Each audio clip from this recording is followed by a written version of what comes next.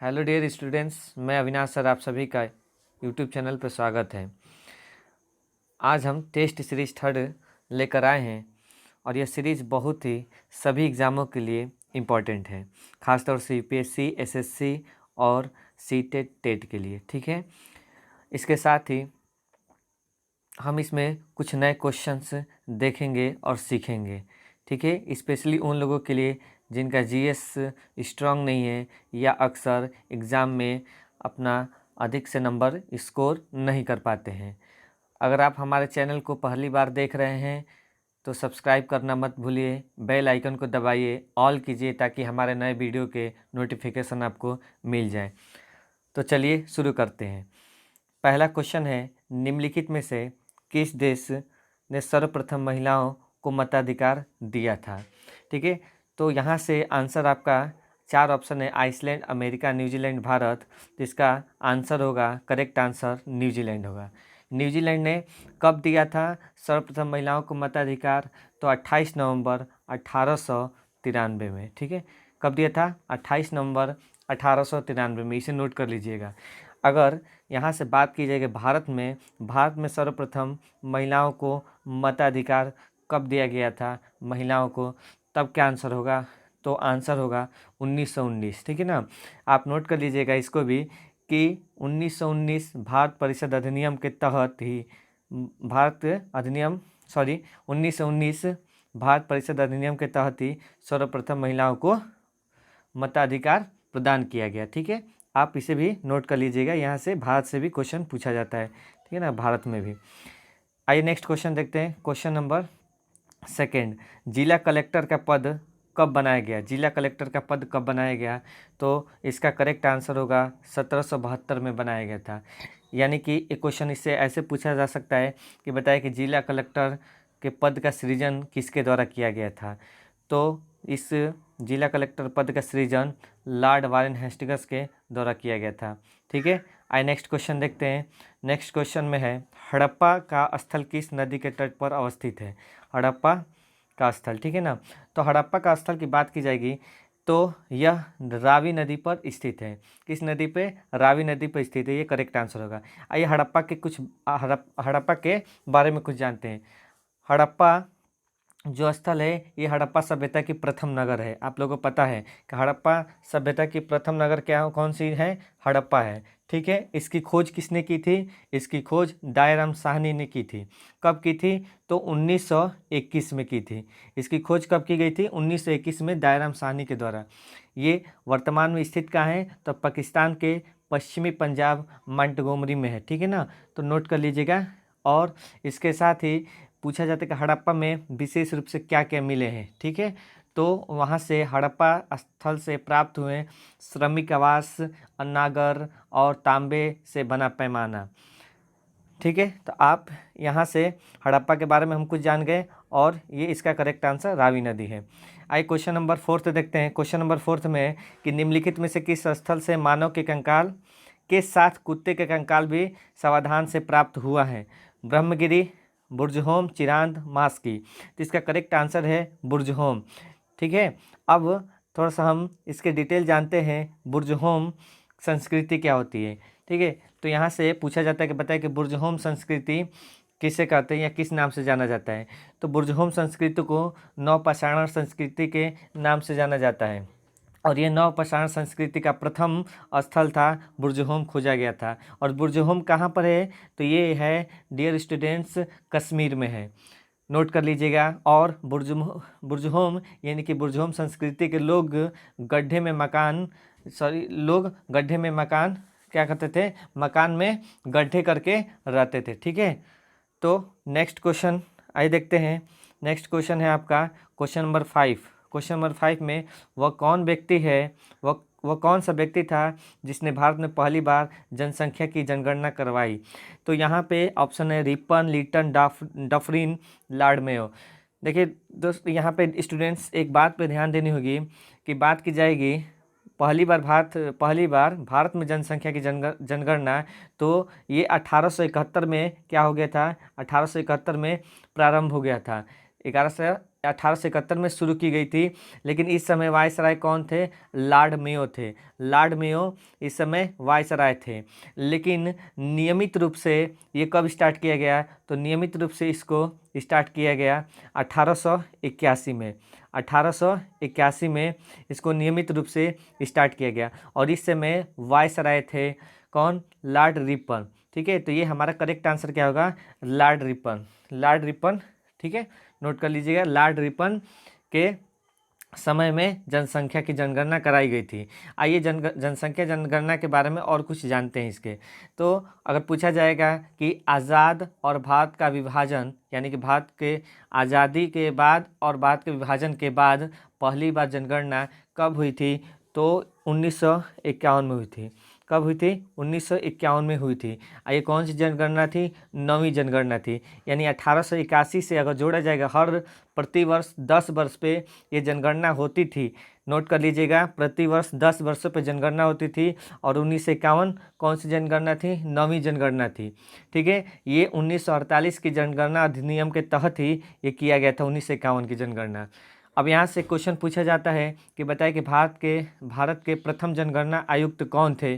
तो इसके आंसर होता है हेनरी प्लाउडेन। हेनरी प्लाउडेन भारत के प्रथम जनगणना आयुक्त थे। ठीक है ना। आज एक और क्वेश्चन यहाँ से पूछा जा सकता है कि बताइए कि पहली बार भारत में जाति जनगणना कब जनसंख्या जनगणना की गई? भारत में पहली बार जाति जनगणना की गई तो 1931 में पहली बार जाति जनगणना की गई। ठीक है, तो आप लोग, आई होप कि हमने बहुत सारे जनगणना के बारे में क्वेश्चन हमने देखा और सीखा। ठीक है, आइए क्वेश्चन नंबर 6 देखते हैं।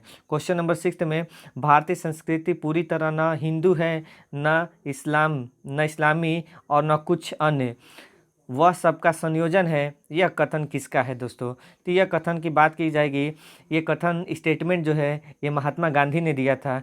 ये महात्मा गांधी, यानी कि ऑप्शन ए हमारा सही हो गया।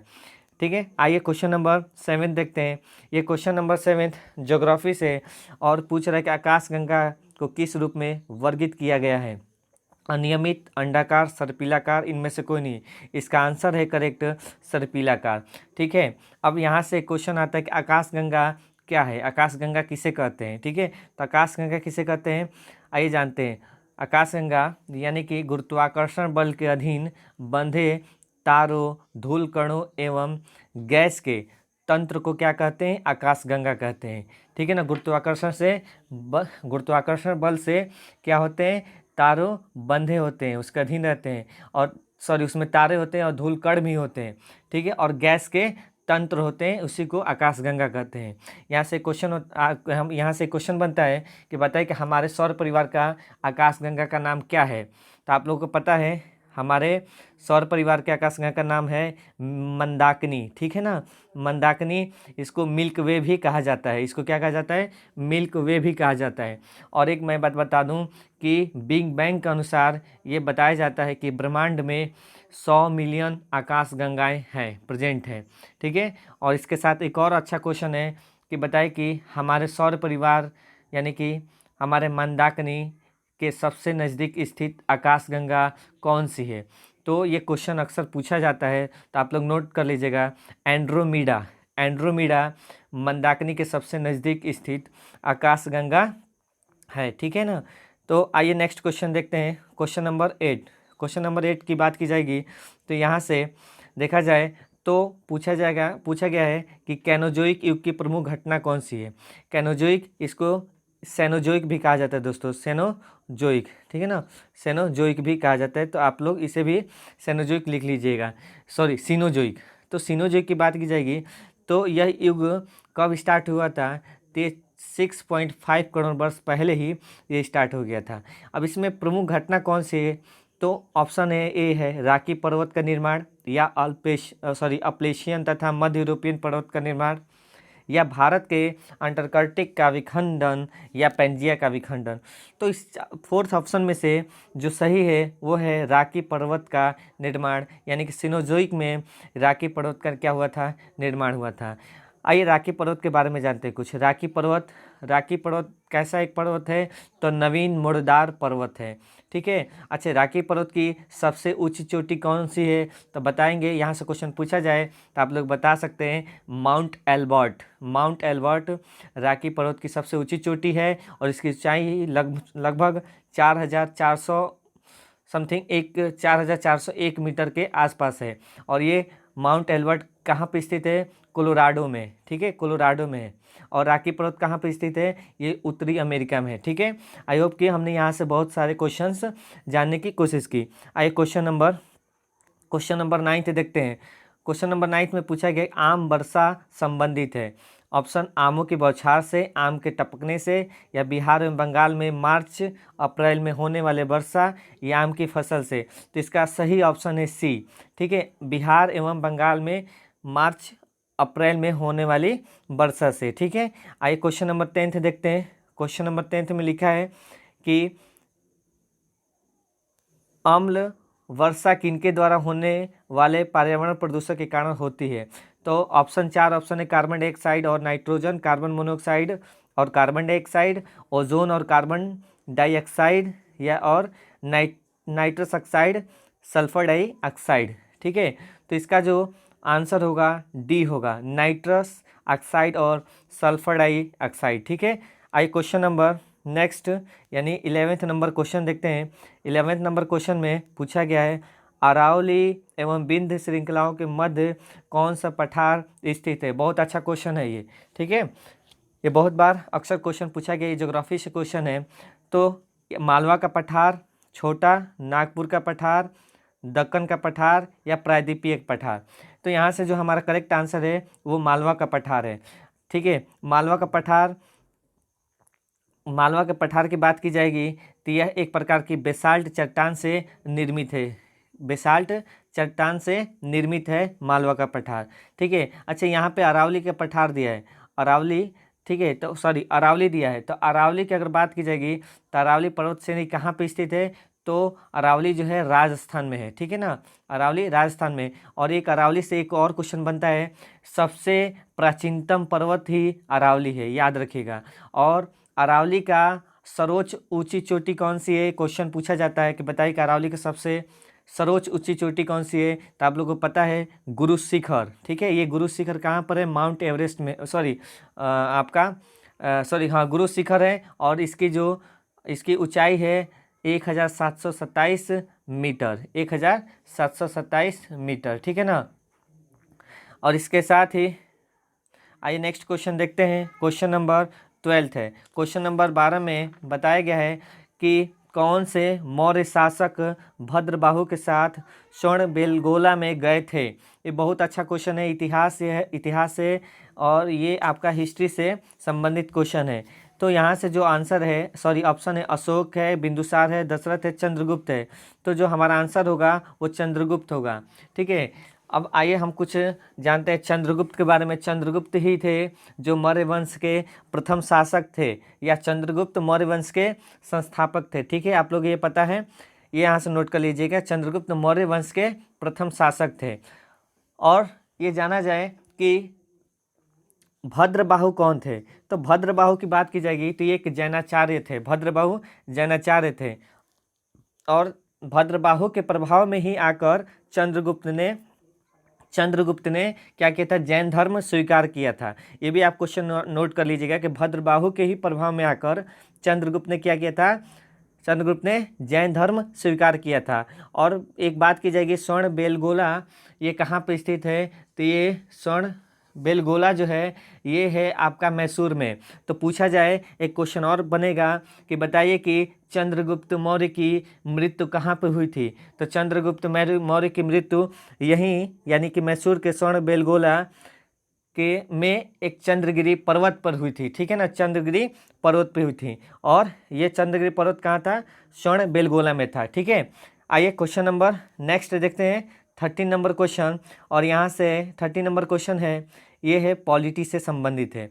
और लिखा गया कि वह प्रथम प्रधानमंत्री कौन थे जिन्होंने संसद सत्र में उपस्थित हुए बिना ही त्याग पत्र दे दिए थे? बहुत बार अक्सर पूछा गया है, क्या श्रीमती इंदिरा गांधी, लाल बहादुर शास्त्री, चौधरी चरण सिंह, मोरारजी देसाई। तो हमारा आंसर है सी, चौधरी चरण सिंह। ठीक है, इनका जो कार्यकाल, इनका कार्यकाल था 28 7, यानी कि इनका कार्यकाल हम कह सकते हैं कि इनका कार्यकाल लमसम 5 महीने तक चला था। इनका कार्यकाल 5 महीने तक चला था, यानी कि ये समथिंग 79 से लेकर 79 से और 80 के बीच में ही थे। ठीक है, 79 से, यानी कि ये 7वें महीने में लमसम ये प्रधानमंत्री बने थे। और एक बात बता दूं कि यहाँ से एक और क्वेश्चन बनता है कि बताइए कि कौन से ऐसे प्रधानमंत्री थे जो लोकसभा में विश्वास प्रस्ताव पर मतदान के पूर्ण ही अपना त्यागपत्र दे दिए थे। तो यहाँ से आप नोट कर लीजिएगा कि चौधरी चरण सिंह थे और एक और नेता थे प्रधानमंत्री, अटल बिहारी वाजपेयी। यानी कि 2 नेता, चौधरी चरण सिंह और अटल बिहारी वाजपेयी, ऐसे प्रधानमंत्री थे जो लोकसभा में विश्वास प्रस्ताव पर मतदान के पूर्ण ही अपना त्यागपत्र दे दिया था। ठीक है, आई होप कि आप लोग को यहाँ से बहुत सारे क्वेश्चंस क्लियर हुए होंगे।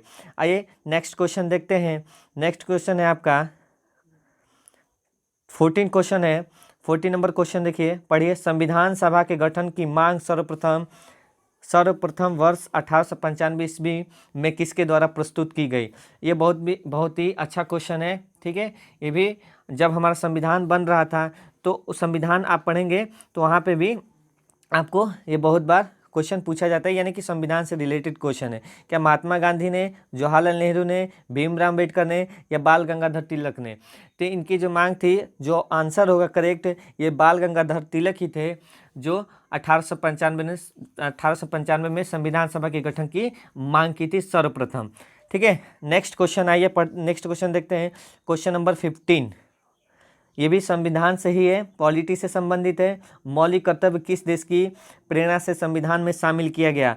संयुक्त राज्य अमेरिका, रूस, इंग्लैंड, जर्मनी। तो इसका करेक्ट आंसर है रूस। और मौलिक कर्तव्य से बहुत सारे क्वेश्चंस बनते हैं। आइए देखते हैं किस प्रकार से क्वेश्चंस बनते हैं मौलिक कर्तव्य से। अच्छा, मौलिक कर्तव्य पूछा जाएगा कि बताइए कि ये किस भाग में है, मौलिक कर्तव्य किस भाग में है? तो आप लोग को पता होना चाहिए, ये पार्ट यानी कि भाग किस में है? भाग 4 क में है। ठीक है ना, भाग 4 क में है। और इसमें कितने, यानी कि किस अनुच्छेद के अंतर्गत है? तो इसमें हम अनुच्छेद 51 क पढ़ते हैं। ठीक है, हम अनुच्छेद 51 क पढ़ते हैं। और पूछा जाए कि मौलिक कर्तव्य वर्तमान में कितनी संख्या है? तो इसमें 11 मौलिक कर्तव्यों की संख्या है वर्तमान में। जब हमारा मौलिक कर्तव्य लागू हुआ था तो उस समय 10 मौलिक कर्तव्य थे, आप नोट कर लीजिएगा। ठीक है, और मौलिक कर्तव्य ये आया था कब? 1976 में आया था। एक सरदार स्वर्ण सिंह समिति के आधार पे 42वें संविधान संशोधन 1976 में इसको क्या किया गया? संविधान में मौलिक कर्तव्य को जोड़ा गया था। नोट कर लीजिएगा, हमने मौलिक कर्तव्य के बारे में बहुत अच्छे से डिस्क्राइब कर लिया। अगर यहाँ से क्वेश्चन बनते हैं तो आपके एक भी क्वेश्चन छूटेंगे नहीं। ठीक है, आइए नेक्स्ट क्वेश्चन देखते हैं। नेक्स्ट क्वेश्चन आपका क्या है कि क्वेश्चन पूछा गया है कि 16 क्वेश्चन में, बंद अर्थव्यवस्था वह अर्थव्यवस्था है जिसमें मुद्रा पूर्ति पूर्णतः नियंत्रण होती है, घाटे की वित्त व्यवस्था होती है, केवल निर्यात होता है, न तो निर्यात न ही आयात होता है। तो इसका आंसर करेक्ट है डी। ठीक है, बंद अर्थव्यवस्था में न तो निर्यात होता है न ही आयात होता है। ठीक है ना, आइए नेक्स्ट क्वेश्चन देखते हैं। क्वेश्चन नंबर 17, क्वेश्चन नंबर 17 ये भी अच्छा क्वेश्चन है। भारत में राष्ट्रीय आय के प्राकलन तैयार किए जाते हैं भारतीय विकास परिषद द्वारा या भारतीय उत्पादकता परिषद द्वारा या भारतीय आय समिति द्वारा या केंद्रीय सांख्यिकी संगठन द्वारा? तो इसका जो करेक्ट आंसर है वो है केंद्रीय सांख्यिकी संगठन द्वारा। ठीक है ना, इसका क्या आंसर है? केंद्रीय सांख्यिकी संगठन द्वारा। अच्छा, एक क्वेश्चन यहाँ से पूछा जाए कि बताइए कि केंद्रीय सांख्यिकी संगठन का मुख्यालय कहाँ है? तो इसका मुख्यालय है दिल्ली में। इसका मुख्यालय कहाँ है? दिल्ली में। ठीक है, और एक और क्वेश्चन पूछा जाए कि केंद्रीय सांख्यिकी संगठन का गठन कब यानी स्थापना कब की गई? तो 2 मई 1951 को इसकी स्थापना की गई। ठीक है, आप नोट कर लीजिएगा। और यहाँ से बहुत सारे क्वेश्चंस बनते हैं। राष्ट्रीय आय से पूछा जाता है कि बताइए कि राष्ट्रीय आय यानी कि इसकी पहली बार, राष्ट्रीय आय की पहली बार गणना करने का प्रयास किसने किया था? तो राष्ट्रीय आय की गणना करने का पहली बार प्रयास जो था वो दादा भाई नौरोजी ने किया था। ठीक है, ये बहुत बार क्वेश्चन पूछा गया है, इसे नोट कर लीजिएगा। और एक क्वेश्चन और पूछा जा सकता है कि राष्ट्रीय आय समिति की स्थापना कब की गई थी? राष्ट्रीय आय समिति की स्थापना कब की गई थी? तो ये अगस्त 1949 में किया गया था। किसकी अध्यक्षता में? तो पी.सी. महालनोबिस। कौन थे? महालनोबिस। ठीक है ना, ये नाम था। इनकी अध्यक्षता में राष्ट्रीय आय समिति की स्थापना की गई थी 1949 में। ठीक है, आई होप कि आप लोग को समझ में आया होगा। और हमने राष्ट्रीय आय के बहुत सारे जो यहाँ से क्वेश्चंस आते हैं वो भी हमने क्वेश्चंस अपना तैयार कर लिया। नेक्स्ट क्वेश्चन देखते हैं कि पानी की अस्थायी कठोरता को दूर करने के लिए कौन सी विधि का प्रयोग नहीं किया जा सकता? कास्टिक सोडा मिलाना, आसवन या उबालना, सोडियम कार्बोनेट मिलाना। तो ये ऑप्शन जो इसका ऑप्शन है वो सी करेक्ट है। ठीक है, उबालना क्या है? पानी का स्थायी कठोरता की विधि का प्रयोग नहीं किया जाता। आइए नेक्स्ट क्वेश्चन देखते हैं। नेक्स्ट क्वेश्चन आपका है, जब पानी जम जाता है तो उसका घनत्व उसका घनत्व कैसा होता है? ठीक है, उसका घनत्व क्या होता है? शून्य हो जाता है या घट जाता है या नियत रहता है या बढ़ जाता है? तो इसका आंसर है बी, यानी कि घट जाता है। ठीक है, आइए नेक्स्ट क्वेश्चन देखते हैं। Question number 20। क्वेश्चन नंबर 20 में पूछा है एलिसा परीक्षण किया जाता है एड्स पहचानने के लिए, क्षय रोग की पहचान करने के लिए, या मधुमेह की पहचान करने के लिए, या टाइफाइड की पहचान करने के लिए? तो इसका करेक्ट आंसर है ए, एड्स पहचानने के लिए इसका प्रयोग किया जाता है एलिसा का। ठीक है, एलिसा के द्वारा क्या किया जाता है? एड्स रोग की पहचान की जाती है। आइए नेक्स्ट क्वेश्चन देखते हैं। नेक्स्ट क्वेश्चन में 21 क्वेश्चन में निम्न में से किस में प्रति ग्राम सर्वाधिक कैलोरी होती है? ठीक है, तो इसका आंसर होगा, करेक्ट आंसर होगा वसा में सर्वाधिक क्या होती है? कैलोरी मिलती है। ठीक है, अगर बात की जाएगी प्रति ग्राम तो 1 ग्राम वसा में लगभग 9 कैलोरी ऊर्जा प्राप्त होती है। कितना? 9 कैलोरी। तो आप याद रखिएगा 9 कैलोरी ऊर्जा प्राप्त होती है, यानी कि सबसे ज़्यादा ऊर्जादायी यही है, वसा, फैट है। और इसके साथ प्रोटीन की बात की जाए तो प्रोटीन 1 ग्राम प्रोटीन को अगर जलाया जाएगा तो उसमें से ऊर्जा जो निकलती है कैलोरी वो 4.1 समथिंग निकलती है, 4.1। ठीक है, कार्बोहाइड्रेट भी समथिंग इसी के आधा सेम निकलता है, 4 पॉइंट लमसम इतना निकलता है, 4 के आसपास कैलोरी ऊर्जा निकलता है। ठीक है, आइए नेक्स्ट क्वेश्चन देखते हैं। Question number 22। रक्त समूह की खोज किसने की? तो रक्त समूह की खोज किसने की? तो इसका आंसर करेक्ट होगा कार्ल लैंडस्टीनर ने इसकी खोज की थी। आइए नेक्स्ट क्वेश्चन देखते हैं। क्वेश्चन नंबर 23 कि निम्न में से कौन सा कोलाइड नहीं है? दूध, खून, आइसक्रीम, शहद। तो आइसक्रीम कोलाइड नहीं है। ठीक है, आइए next question 24 number question. 24 number question, कौन सा हार्मोन लड़ो या उड़ो हार्मोन कहलाता है? ये बहुत बार ये एग्जाम में क्वेश्चन पूछा गया है। ठीक है ना, ये बहुत बार रिपीटेड क्वेश्चन है, या तो पूछा जा सकता है यहाँ से कि बताइए कि नहीं। ठीक है, यहाँ से कौन सा हार्मोन लड़ो या उड़ो हार्मोन कहलाता है? तो इसका करेक्ट आंसर ही होगा एड्रीनेलिन, ये आंसर करेक्ट होगा। ठीक है ना, इसे लड़ो या उड़ो हार्मोन कहा जाता है। ठीक है, आइए नेक्स्ट क्वेश्चन देखते हैं। क्वेश्चन नंबर 25 टेस्ट सीरीज 3 का लास्ट क्वेश्चन है ये। और क्वेश्चन में पूछा गया है कि किसी पिंड का भार पृथ्वी तल पर सब जगह समान होता है, या ध्रुव पर सर्वाधिक होता है, या विषुवत रेखा पर अधिक होता है, या मैदानों की अपेक्षा पहाड़ों पर अधिक होता है? तो इसका आंसर होगा, करेक्ट आंसर, ध्रुव पर सर्वाधिक होता है। आप लोग को पता है कि पिंड का भार ध्रुव पर सबसे अधिक होता है। ठीक है, लेकिन इसमें और हम जान लेते हैं, इसमें एक्स्ट्रा और क्वेश्चन बनेगा। तो इस प्रकार से बन सकता है कि बताए कि पिंड का भार विषुवत रेखा से ध्रुव की ओर जाने पर क्या पिंड का भार बढ़ता है या कम होता है? तो याद रखिएगा कि विषुवत रेखा से ध्रुव की ओर जाएंगे तो वो पिंड का भार क्या होगा? बढ़ेगा। ठीक है, अच्छा क्वेश्चन पूछ सकता है कि किसी पिंड का भार बताइए, किसी पिंड का भार विषुवत रेखा पर कैसा होगा, अधिकतम या न्यूनतम। तो दोस्तों यहाँ से जो क्वेश्चन, यहाँ से जो आंसर होगा वो न्यूनतम होगा, ठीक है ना, एक तरह से बहुत कम होगा, न्यूनतम होगा विषुवत रेखा पर। लेकिन अंतरिक्ष में पिंड का भार कैसा होता है बताइए, अंतरिक्ष में पिंड का भार शून्य होता है, यहाँ पे कैसा होता है, शून्य होता है, ठीक है। तो ओके फ्रेंड्स, तो हमने 25 क्वेश्चन टेस्ट सीरीज थर्ड का किया, और इसी तरह हम टेस्ट सीरीज डेली करते रहेंगे, और इसमें से बहुत सारे क्वेश्चंस देखते रहेंगे। जो ये क्वेश्चंस हैं ऑल एग्ज़ाम के लिए बहुत ही महत्वपूर्ण है, ये रिपीटेड क्वेश्चंस हैं, और इन क्वेश्चंस को हम क्या, इनके हिस्ट्री कुछ और भी क्वेश्चंस इस पे जो बन सकते हैं या जो बन के आए हैं वो भी हम पढ़ रहे हैं, ठीक है। तो हमारे आज का टॉपिक यहीं पर ख़त्म होता है, यानी क्लियर होता है, और उम्मीद करता हूँ ये वीडियो आपके लिए बहुत ही हेल्पफुल होगा। Thank you.